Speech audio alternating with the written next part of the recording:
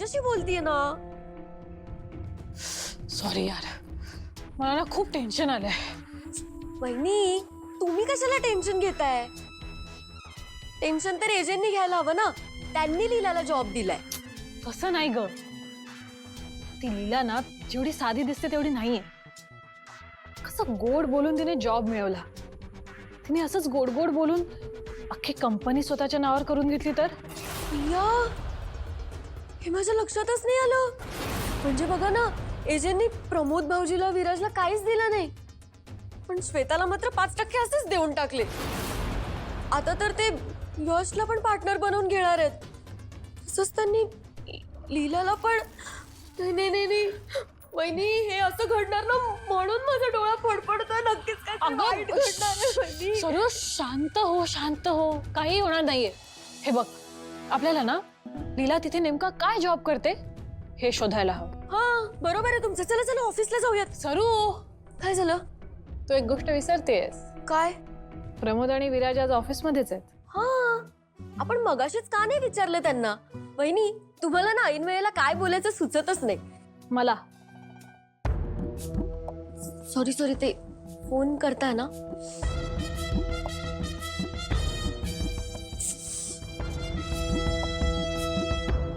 काय झालं?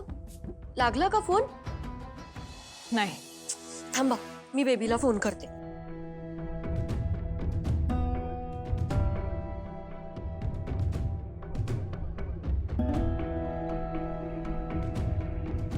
वहिनी, बेबी पण नाही उचलत आहे phone.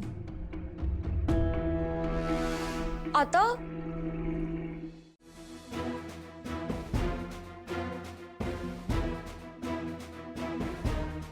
What's wrong with you?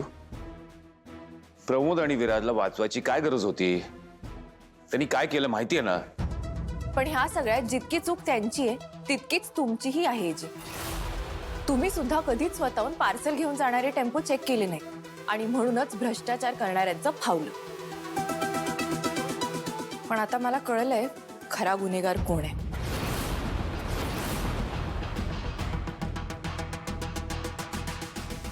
Sir, Borkar not now.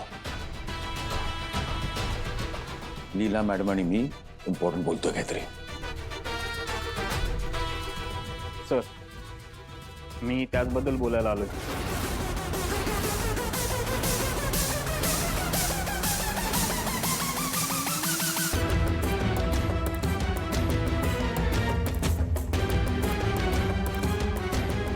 Sir, हे सगळं मी केलंय.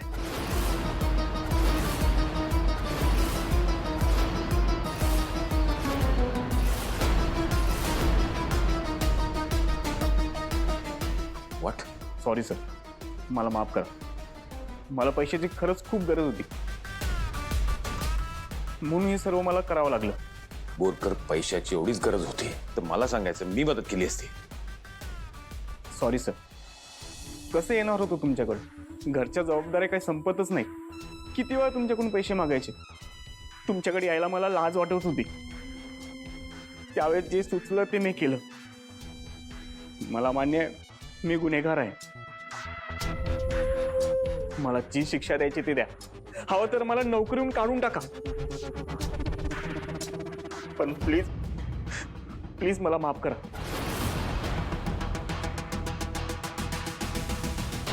मॅडम, अहो मी खरं सांगतो, यात माझी खरंच काही चुकी नाही. अहो प्लीज प्लीज ऐका ना. अहो एकदा माफ करा. अहो माझं लहान पोर येतो. काहीतरी गडबड आहे. थोड्या वेळापूर्वी माझी नोकरी वाचवा असं म्हणून रडणारा बोरकर आता आपणहून गुन्हा कबूल करायला कसं काय तयार झाला? लीला, तू आज खरंच आम्हाला वाचवलंस. थँक्यू.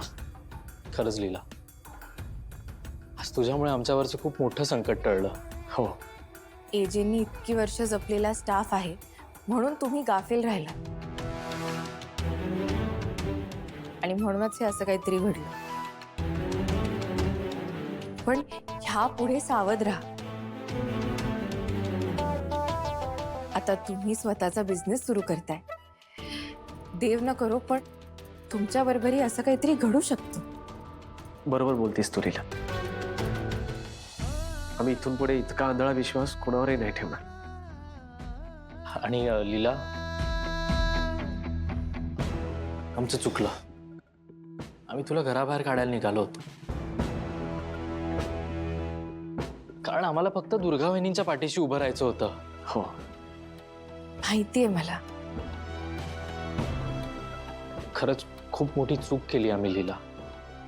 आम्ही स्टँड घ्यायला हवा होता की तू आणि दुर्गावली दोघी घरी राहायला हव्यात, कोणीच बाहेर जाऊ नये.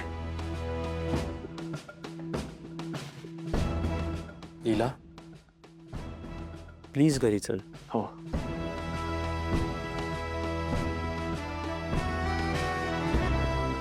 सॉरी, पण मी नाही येणार घरी.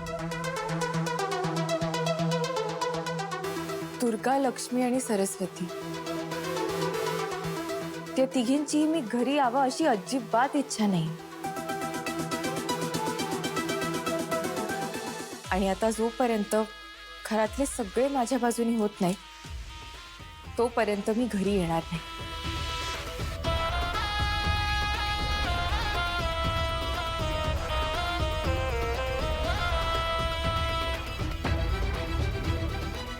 बरं, मला एजंटशी काहीतरी बोलायचंय, मी येते.